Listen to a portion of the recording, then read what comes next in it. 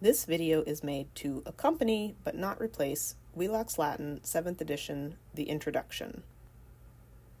The first topic for discussion is the relationship between English and Latin.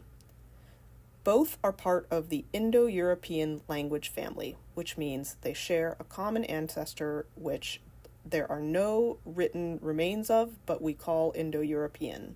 We have reconstructed Indo-European by comparing all of the descendants. So some of the descendants include all the Germanic languages, Latin, and ancient Greek through modern Greek. By the 6th to 8th century, Latin had changed into several distinctly recognized languages, which we call the Romance languages, which include French, Italian, Spanish, Portuguese, Romanian, and a few others. Meanwhile, a separate branch of the Indo-European tree is the Germanic languages, which include German and English. So English and Latin share a common ancestor way back called Indo-European, but there's one more way that they're related, which is in 1066 CE, William the Conqueror, who was French, conquered the English-speaking peoples, and for a while, French was the official language of record. Then, a couple centuries later, when English became the official language again, they needed to borrow a bunch of words from French. So, English is descended from German and therefore has common syntax to German, which means word order and inflected endings. But the vocabulary of English is a mixture of Germanic vocabulary and Latinate vocabulary, because of course French looks a lot like Latin. Okay, the next topic for discussion is which Latin are we studying? We are going to gain reading knowledge, but not spoken knowledge, of the Latin that was written in the late Republic and Augustan period and the post-Augustan period. If you finish this textbook, you will be able to read texts from those periods very well. With a tiny bit of work, you can also read the archaic and post-Augustan period. With a little bit more work, you will be able to read the medieval period and Renaissance period Latin. Last topic for discussion is the alphabet and pronunciation.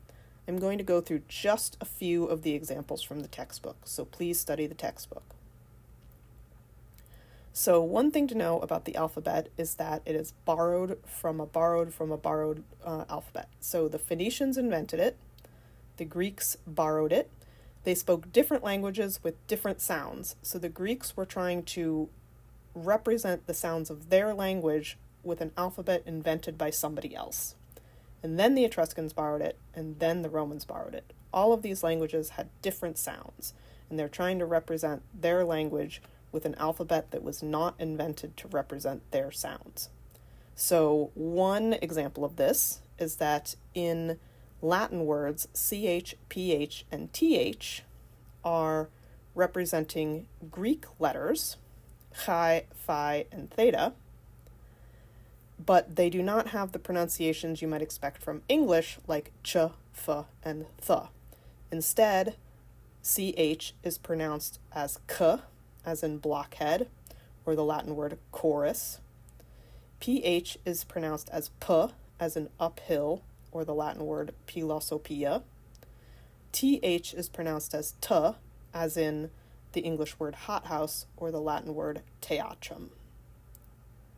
Another important note for pronunciation is that in Latin, all C's and G's are hard. So, an example of a hard C in English is cat. All C's in Latin are k. In English, sometimes a C is soft, as in city, but not so in Latin. An example of a hard G in English is g, and an example of a soft G in English is giraffe. In Latin, no soft G's. Another thing of note, I in Latin is either a consonant or a vowel, depending on where it is in the word. So as a consonant, it makes the sound y, as in yakao. As a vowel, it makes the sound I, as in hick. There is no letter J. In Latin, the letter V was used as both the consonant and the vowel.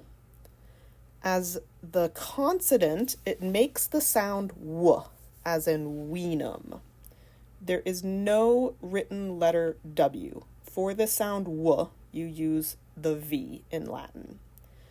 There is also no sound v in Latin, so you will not be confused. Whenever you see a v, pronounce it as w if it's serving as a consonant. If it's serving as a vowel, it should be pronounced like a u.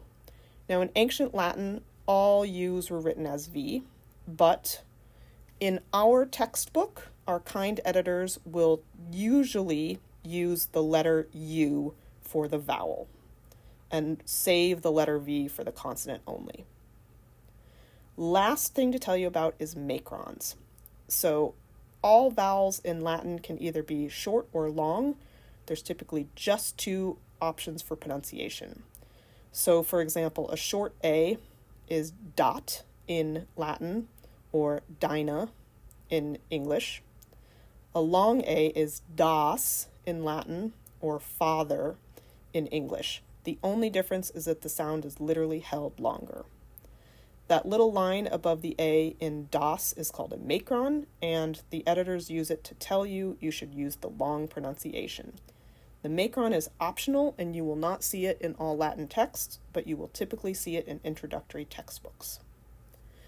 One thing to note is Latin does not have the sound a, as in the English word apple. So all a's are either a or ah. If you want to hear somebody pronounce all of the things from the introduction, you can go to wheelockslatin.com to the audio files tab. The end.